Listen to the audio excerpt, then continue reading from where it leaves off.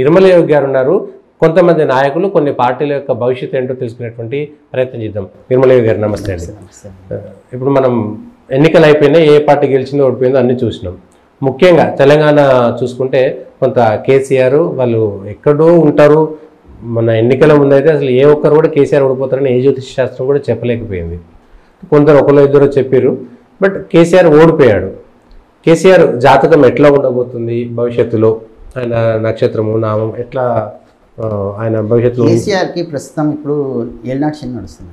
Okay, నామాక్షరం ప్రకారం ఆయన మీనరాశికి వస్తాడు. ఓకే, మీనరాశికి ఇప్పుడు ఏళ్ళనాటి శని నడుస్తుంది. ఏళ్ళనాటి శనిలో ఈయన ఎన్నో యాగాలు చేసిండు, కానీ శనికి శాంతి చేయకపోవడం వలన మిగతా అన్నీ చేసినవి చెడిపోయినాయి. ఓకే, ఆ ఫలితాన్ని శని మింగేసేసేసి, కాబట్టి ఈయన ముందుకు వచ్చి ఘోరంగా ఓడిపోవడానికి కారణమైపోయింది. ఓకే, భవిష్యత్తు ఎట్లా ఉండబోతుంది? భవిష్యత్తు అంటే ఇంకా ఇప్పుడు 7.5 సంవత్సరాలు ఏళ్ళనాటి శని ఉంటుంది. ఇప్పుడే స్టార్ట్ అయ్యిండు. ఇప్పుడే స్టార్ట్ అయింది.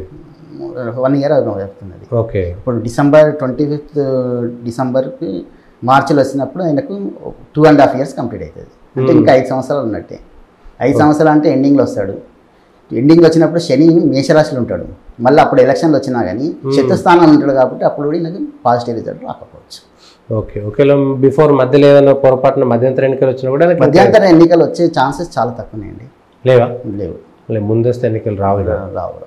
5 ఏళ్ల పాటు రేవంత్ రెడ్డి ఉండే ఛాన్సెస్ ఉన్నాయి. ఓకే, బై ఛాన్స్ పార్టీలు ఏమన్నా అల్లకల్లోలమయ్యి వెళ్ళిపోతే మాత్రం రేవంత్ రెడ్డికి అయితే ఛాన్సెస్ చాలా ఎక్కువ ఉన్నాయి. రేవంత్ రెడ్డి కంటిన్యూ అవుతాడు. కాంగ్రెస్లో ఎన్ని విభేదాలు వచ్చినా కానీ ఓకే, రేవంత్ రెడ్డికి కంటిన్యూ అయ్యే ఛాన్సెస్ ఉన్నాయి. ఎట్లంటే ఆయన జాతకం ఎట్లున్నది? ఆయన తులారాశికి వస్తాడండి. తులారాశికి రావడం వలన ఆయనకి ఏమైపోయిందంటే పంచమంలో శని ఆయనకు లాభస్థానంలో అయ్యాడు.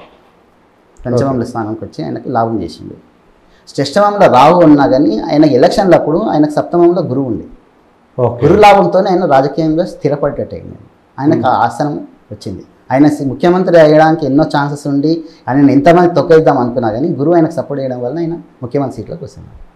ఓకే, ఆయన పార్టీ వాళ్ళే ఆయనకు ఎంతో వ్యతిరేకంగా పనిచేసిన గురువు లాభంతో ఆయన బాగయ్యింది. గురువు ఒకటి శని రాజయోగం ఇచ్చింది. ఈ రెండు ఆయనకు సెన్స్ వచ్చినాయి. కారణం వల్ల ఆయన సీట్లో కూర్చున్నాడు. ఇవి రెండు ఎప్పుడు చేంజ్ అయిపోతాయి. ఇప్పుడు గురువు చేంజ్ అయిపోయింది. శని 2025 మార్చి తర్వాత చేంజ్ అయినప్పుడు ఈయన పరిస్థితి ఏమవుతుంది అనేది అప్పుడు ఆలోచన. 2025 వరకైతే మార్చి వరకు ఇబ్బంది లేదు. ఇబ్బంది లేదు. ఆ తర్వాత అప్పుడు చూసుకోవాల్సి ఉంటుంది. సో రేవంత్ ఆయన శాంతి చేసుకొని ఆయన కొన్ని కార్యక్రమాలు చేసుకుంటే ఆయన స్థిరంగా ఉండగలుగుతాడు. ఈ సీట్లో కూర్చున్న ఆయన అహంకారం వస్తే మాత్రం ఎవరు ఏం చేయలేదు. ఓకే, అంటే కొన్ని వీళ్ళకు తులారాశులకు అహంకారం ఎక్కువ ఉంటుంది. ఓకే, తొందరగా మీదికి లేస్తే తొందరగా కింద పడతారు. నోటికి దురుసు ఎక్కువ. దాంతో ఏమైనా